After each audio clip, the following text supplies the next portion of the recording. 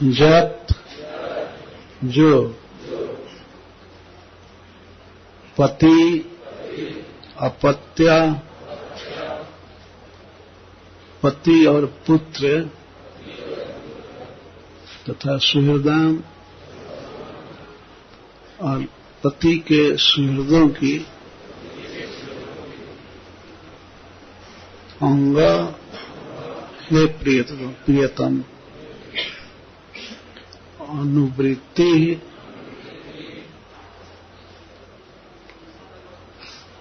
सेवा स्त्रीणाम स्त्रियों का स्वधर्म अपना परम कर्तव्य है।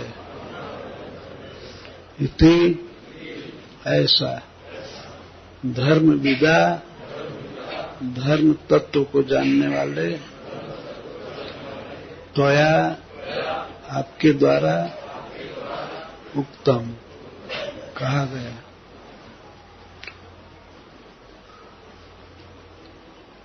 अस्तु यह हो, हम इसका प्रतिवाद नहीं करते हैं। एवं एतद उपदेश पदे, यह है आपका उपदेश ठीक जगह पर लागू होना चाहिए कि आप ही उपदेश के पद हैं, तो ही आप में ईशे हे ब्रजेश्वर अथवा हे परम ईश्वर, यह उपदेश आप में ही लागू होता है, क्योंकि आप ही भगवान तनुभृताम अशेष प्राणियों के समस्त जीवों के प्रेष्ठ परम प्रियतम हैं, बंधु और वास्तविक बंधु हैं, हितकारी हैं, आत्मा और सबके अंदर रहने वाले हैं, नियंता है। भगवान ने ये उपदेश दिया श्री गोपीजनों को कि पति पुत्र और सुहृदों की सेवा करना यही स्त्रियों का धर्म है, अपना धर्म, स्वधर्म, अपना कर्तव्य। तो इसका उत्तर वे दे रही हैं कि हे धर्म तत्व को जानने वाले, बड़ा धर्म का उपदेश कर रहे हैं, ठीक है, लेकिन हम आपके इस वचन का प्रतिवाद नहीं कर रहे हैं। जो कह रहे हैं हम उसको मानती हैं। आपने कहा कि पति और अपत्य, पति और संतान और सुहृदों की सेवा करना स्त्री का स्वधर्म है, तो यह उपदेश ठीक जगह पर लागू होना चाहिए ना। कौन पति है, कौन पुत्र है, कौन बंधु आत्मा आदि है, सब तरह से सिद्ध है। गर्गाचार्य की उक्ति से भी और आपके व्यवहार से, लीला से, कि आप ही परम ईश्वर हैं, आप ही परम ईश्वर हैं, सबके नियंता हैं, सबके भीतर वास करते हैं, परम आत्मा हैं, सबके परम प्रियतम हैं, और आप ही बंधु हैं वास्तविक। बंधु का अर्थ है जिसके साथ कोई संबंध, बंधन का हो, रिलेशन।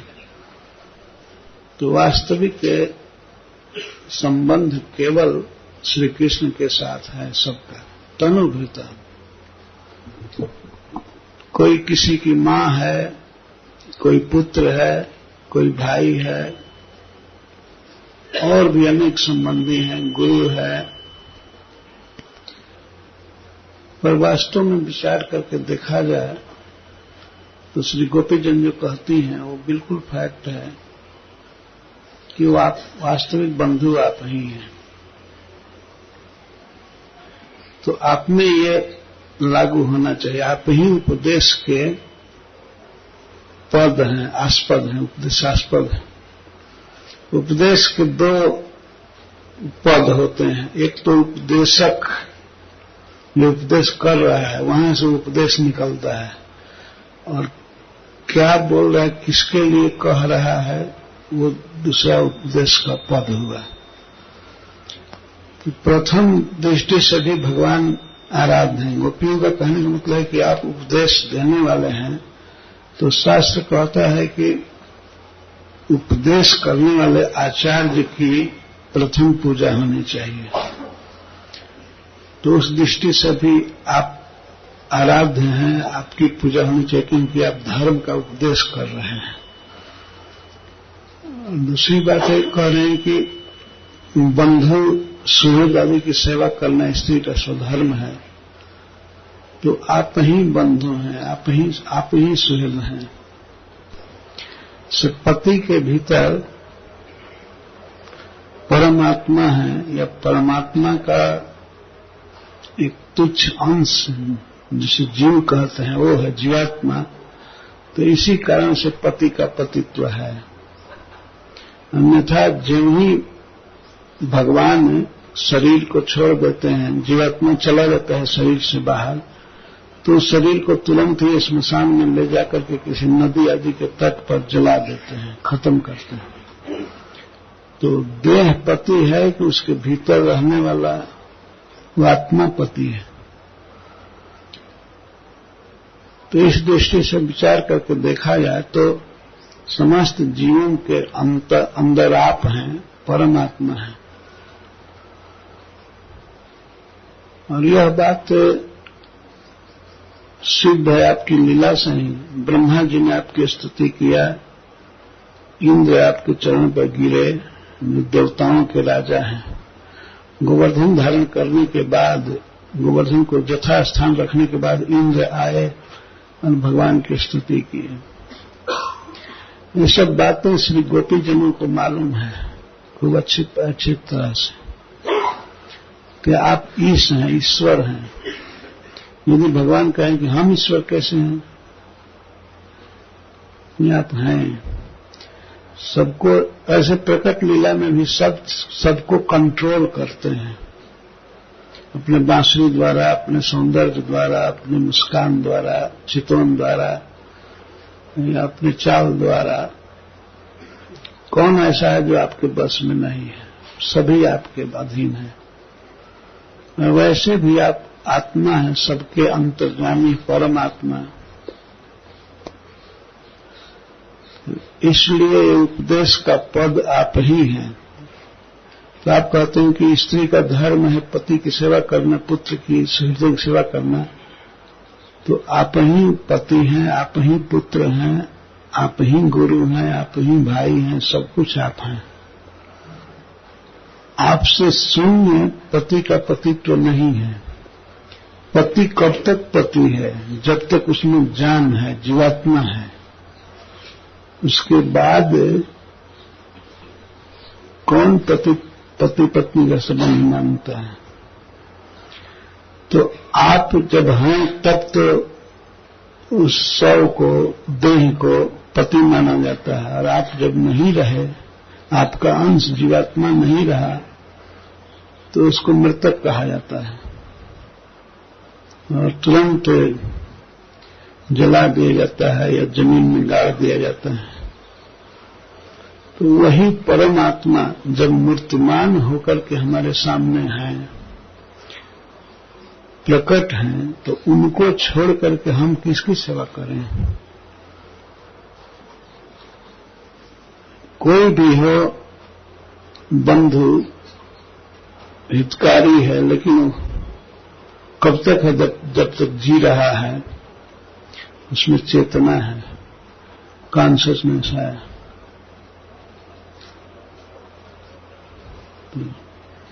इस तरह से आप अपने उपदेश के लक्ष्य वाच्य आप ही हैं। अगर हमारा धर्म है पति पुत्र की सेवा करना, तो आपकी ही सेवा करनी चाहिए। आपकी सेवा से सबकी सेवा हो जाती है। जैसा श्री नारद जी ने कहा है, जथा तलोल मूल निषेच नेना त्रिपिंत तत्स्कंद भुजो प्रशाखा प्राणोपहारा च जथेन्द्रियाणाम तथैव सर्वारहमच्युतेज्या। जिस प्रकार वृक्ष के मूल में जल सेचन करने से वृक्ष के प्रधान शाखा में, उपशाखा में और पत्र पुष्प सब जगह पानी पहुंच जाता है, उसका सेचन होता है पूरे वृक्ष का। इसी तरह से अच्युत की आराधना, अच्युत की सेवा करने से सबकी सेवा हो जाती है। और जैसे पेट में भोजन देने से समस्त इंद्रियों को आहार मिल जाता है, इसी प्रकार भगवान श्री कृष्ण का आदर करने से, उनकी पूजा करने से सबका आदर होता है, सबकी पूजा होती है। तो उस दृष्टि से भी यदि हम आपसे प्रेम करते हैं, आपकी सेवा करते हैं, तो हम अपने पतियों की सेवा कर चुकी हैं, सारे जगत की सेवा कर रही हैं। लेकिन आपको छोड़ करके यदि किया जाए सेवा, तो ये सब विडंबना है, वास्तव में केवल अधर्म है, पाप है। तो आप जो उपदेश कर रहे हैं, तो उपदेश के पद पर विचार कीजिए। उपदेश पद आप ही हैं। एक बार एक पति कहीं परदेश जा रहा था, तो उसने अपनी पत्नी को समझाया कि ठीक है तुम घर पर रहना, और तो वो रोने लगी, कहने लगी नहीं आपकी मैं कैसे सेवा करूंगी, आप चले जाएंगे तो कुछ समय आधार चाहिए। तो पति अपनी प्रतिमा बना करके दे दिया। अब कैसे बना करके अपनी मूर्ति दे दिया कि इसकी सेवा करना, खिलाना पिलाना और जो भी सेवा है करना। तो पतिव्रता पत्नी पति की सेवा करने लगी। कुछ दिनों के बाद या वर्षों के बाद पति परदेश से आया और दरवाजा खटखटा रहा था कि खोलो खोलो, मैं आ गया। तो पत्नी आवाज भी पहचानती थी, समझी कि आए हैं, लेकिन कहती हैं नहीं बाहर रहो, अभी मैं सेवा कर रही हूं। मूर्ति की सेवा में लगी हुई थी। तो बताइए उस समय उसे क्या करना चाहिए था? उसे तो दरवाजा खोल करके रियल पति को प्राप्त करके सेवा करनी चाहिए थी, उनको बैठाना, चरण धोना, पानी पिलाना आदि। लेकिन क्या वह स्त्री अभी मूर्ति पूजा करती रहे? पति की मूर्ति की आराधना करे? नहीं, पति जब आ गए हैं, प्रकट हैं, तो उन्हीं की सेवा करना धर्म है ना। तो जो पति के भीतर छिपे हुए हैं, पुत्र के भीतर हैं, गुरु के भीतर हैं, भाई के भीतर हैं, चाचा के भीतर, मामा के भीतर, किसी के भी भीतर, सतस्तनुभृताम, शरीरधारियों के बंधु और आत्मा, ये बहुत बड़ी बात कही जा रही है। 3 बातें कही जाती हैं। तनुभृताम प्रेष्ठ, तनुभृताम बंधु, तनुभृताम आत्मा। कोई श्री कृष्ण 2-4 जीवों के हितैषी नहीं है। सुहृदम सर्वभूतानाम, ये बहुत महान बात भगवान बोले हैं। सर्वभूतानाम, समस्त जीवों का मैं सुहृद हूं, सबका सौहार्द कर रहे हैं, सबको सब कुछ दे रहे हैं और भीतर भी रहकर ज्ञान देते हैं। सर्वस्य चाहम हृदय सन्निविष्टा मत्तः स्मृति ज्ञानम अपोहनम च, सबको दे रहे हैं। कौन ऐसा जीव है जो श्री कृष्ण का पराया है? कोई नहीं, सबके हृदय में है। हमारे हृदय में, आपके हृदय में, और एक पिपील का चींटी के हृदय में भी है। उसको भी बुद्धि दे रहे हैं, उसको भी सब कुछ दे रहे हैं। तो समस्त जीवों के हृदय में है आत्मा और बंधु, और इसलिए प्रेष्ठ हैं। सभी जीव वास्तव में उन्हीं परम प्रियतम श्री कृष्ण को खोज रहे हैं। भले अपनी चेतना के अनुसार वे गलत डायरेक्शन में खोज रहे हों, लेकिन श्री कृष्ण को ही खोज रहे हैं, क्योंकि जीव का सहज स्वभाव है प्रेम करना। तो अपने प्रेमास्पद को वो खोज रहा है, तो जहां खोजे तो वही प्रेष्ठ है। प्रेष्ठ का साधारण प्रिय नहीं होता है, परम प्रिय, प्रियतम, सबसे बढ़कर के प्रिय। तो आप ही सबके प्रियतम हैं और सबके बंधु हैं। बंधु का अर्थ होता है सहज हित करने वाला। जैसे मां है, मां अपने बच्चे का, संतान का सहज हित करना चाहती है, लगी रहती है सेवा में। पिता और भी अनेक संबंधी होते हैं। इस दृष्टि से देखा जाए तो कोई व्यक्ति 2-4 साल से, 5 साल से, 10 साल से या 50 साल से किसी के साथ बंधुत्व रखा है, देह के संबंध से, लेकिन जन्म के पहले और जन्म के बाद भी दूसरे शरीर में भी किसी भी स्थान पर और किसी भी काल में श्री कृष्ण ही वास्तविक मां है, वास्तविक पिता है, बंधु है। यह बिल्कुल सत्य बात है। भगवान गीता में स्वयं कहते हैं, अहम आत्मा गुडाकेश सर्वभूताशय स्थित। गुडाकेश, मैं सभी जीवों के आश्रय में स्थित हृदय में हूं और सबका आत्मा हूं। भगवान परम ईश्वर हैं तो जगत को भीतर से ही कंट्रोल कर रहे हैं। भीतर रह करके शरीर को, ब्रह्मांड को, सबको कंट्रोल कर रहे हैं।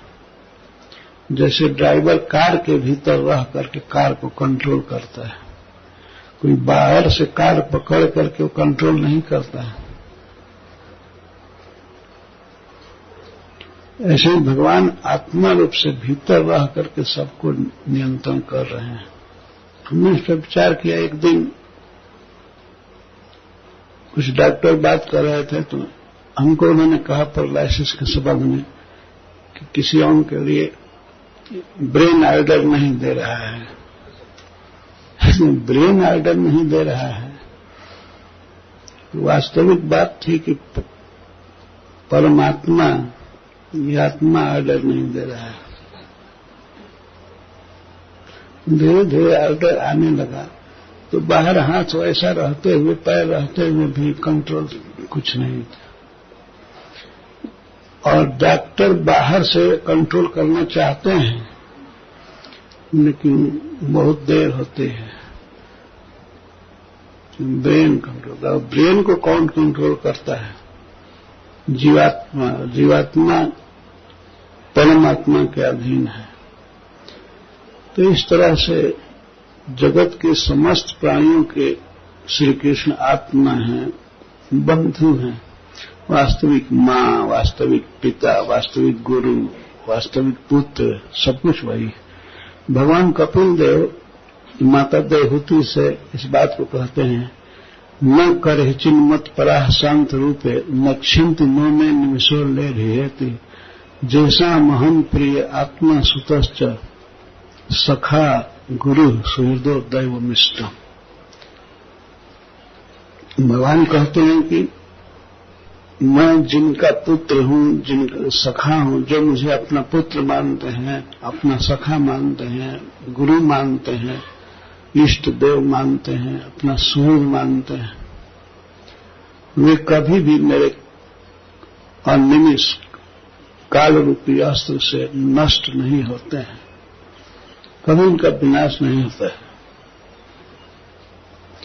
वो श्री कृष्ण को अपना मान लिया, कुछ भी, चाहे गुरु, चाहे भाई, चाहे मां, पिता, पुत्र, वे हैं सब कुछ।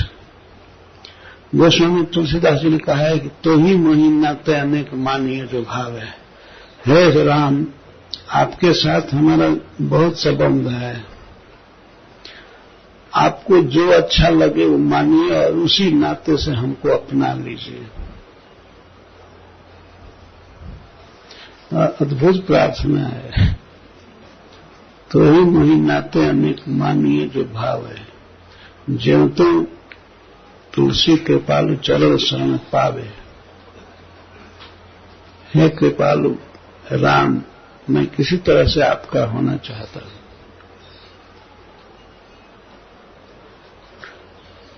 तो भगवान के साथ इस संबंध को जानना और उसमें दृढ़ अवस्थित हो जाना, सारे अध्ययन की, तीर्थाटन की या यज्ञ आदि की सफलता इसी में है कि भगवान को अपना निकटतम बंधु मानना।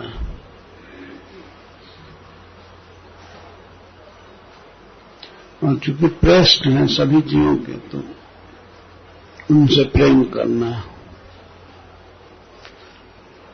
जब प्रेम करने की प्रवृत्ति है ही, प्रत्येक जीव प्रेम कर ही रहा है, तो केवल प्रेमास्पद को पहचानना है ना, कौन प्रीति का विषय है, कौन सेव्य है, तो है श्री कृष्ण। तो श्री गोपियां बहुत अच्छा उत्तर दे रही हैं कि आप जो उपदेश कर रहे हैं उस उपदेश का प्रैक्टिकल होना चाहिए, आप ही उसके आस्पद हैं, पद हैं।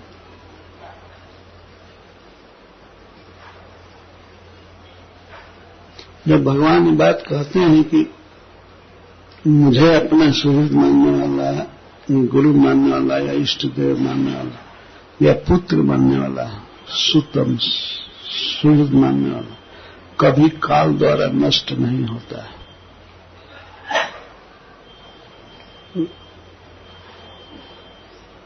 तो यह बहुत बड़ा आश्वासन है। इस संसार में कोई बड़ा मिनिस्टर, कोई बड़ा आदमी किसी का मित्र होता है तो उसे कितना भरोसा रहता है किसी खास विषय में कि संकट के समय यह काम आएगा।